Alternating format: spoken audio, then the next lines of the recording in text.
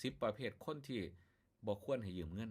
สิเป็นไผกระสร้างธรรมารูปแบบนี้10ประเภทคนนี้อย่าเลยนะนี่ล่ะเนาะพี่น้องเนาะเพิ่นว่าตกกระเทินว่าได้กำข้อแข่บ่มีว่างให้หางฝาดเด้มีตั้งแต่สิเน้นข้อแข่ดอกใส่ต้มเพิ่นว่าตกกระเทินว่าได้จำสิเป็นแกงหรือว่าป่นก็ตามเถาะเนาะมีตั้งแต่สิคุยหมดถ้วยจังสิเซาเพิ่นว่า ตกลงว่าสิได้สู้บ่มีถอยให้เขาด่าได้เพิ่นว่านับตั้งแต่มื้อสิเดินหน้าบ่ถอยก้นแม่นบ่มี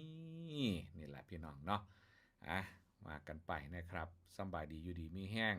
สุขภาพแข็งแรงสู่ขู่สู่คนหั่นเองล่ะครับแต่ละหม่องแต่ละพื้นที่เนาะ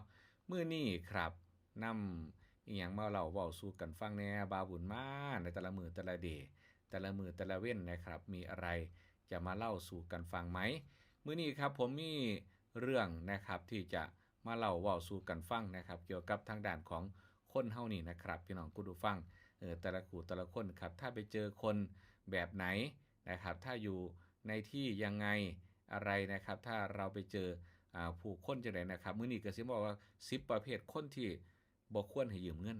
สิเป็นไผก็สร้างธรรมารูปแบบนี้10ประเภทคนนี้อย่าเลยนะ1คนที่ไม่เคยคืนเงินให้เรา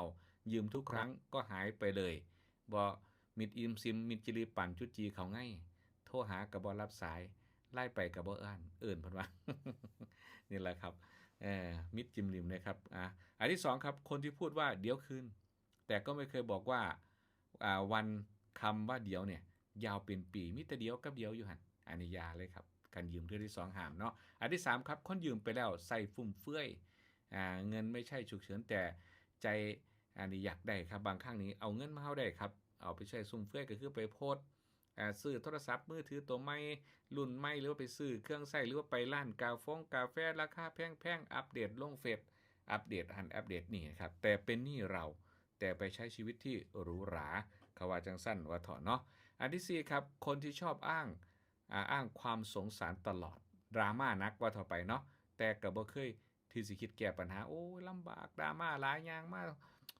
ทุกข์หลายลำบากหลายยากนำนั้นยากนำนี้อยู่เพราะปานนั้นครับสุดท้ายคนประเภทนี้นะครับเอาความสงสารมาอ้างประเภทที่5ครับคนที่หาก็คือคนที่บ่มีวินัยทางการเงินหาได้เท่าไรใช้หมดเท่านั้นครับนี่ล่ะประเภทเงินเดือนหลายใช้บ่พอบ่งึดเงินเดือนน้อยใช้พอเงิดหลายนี่ล่ะเนาะประเภทนี้นะฮะอย่าไปเชื่ออันที่6ครับคนยืมหลายเจ้าพร้อมกันหมุนไปหมุนมาจนจำบ่ได้ว่าผู้ใดเป็นไผจังใดหั่นเองเนาะเอิ้นหมู่ไปเล่นแชร์จังซั่นเปียจังซั่นจังซี่วนไปวนมาอยู่หั่นล่ะครับอันที่7ครับคนโกรธเมื่อถูกทวงยืมเงินเฮาแต่ทำเหมือนเรานี่เป็นฝ่ายผิดเออไปทางอื่นเว้าพื้นเฮาพร้อมคนประเภทนี้อย่าเด็ดขาดอย่าให้ยืมนะฮะฮู้ไสถึงหันนะครับยืมเงินเฮาแล้วนี่ยังหาว่าเฮาบ่ดีจังซั่นจังซี่ตัวกบเกลือนเพิ่นน่ะนะประเภทคนที่8ครับคนที่ไม่เคยรับผิดชอบคำพูดของตนเองสัญญาเก่งแต่เฮ็ดบ่ได้ครับมีแต่สัญญาจังซั่นจังซี่โอ๊ยบ่ต้องห่วงเดี๋ยวเฮาตาแล้วสัญญาสาบานก็ได้อยู่พอปานนั้นอันนี้ระวังครับคนประเภทที่9ครับคนที่มีความสัมพันธ์ไม่ชัดเจนไม่สนิทไม่ใช่ครอบครัวแต่ยืมจริงนะฮะอันประเภทนี้ครับฮอดมือฮอดเวียนมาตอดเข้าตัวเขามาจังซั่นจังซี่บ่ทันโดนมีบ่เท่านั้นเท่านี้จังซี่อันนี้คนประเภทนี้อย่านะครับและคน10คนนะครับประเภทที่10เนี่ยก็คือคนประเภทที่ทำให้คุณลำบากใจทุกครั้งที่คิดถึงเรื่องเงิน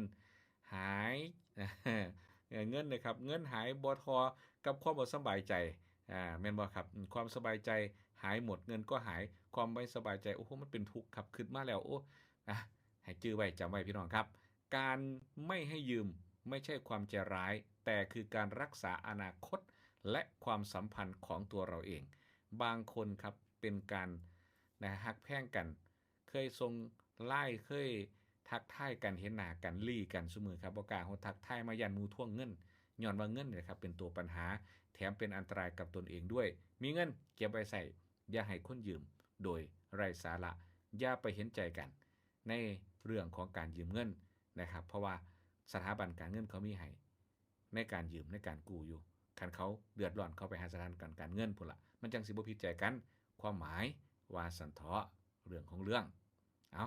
คันคีนหูขออภัยคันถึกใจแชร์หน่อยเด้อขอบคุณครับ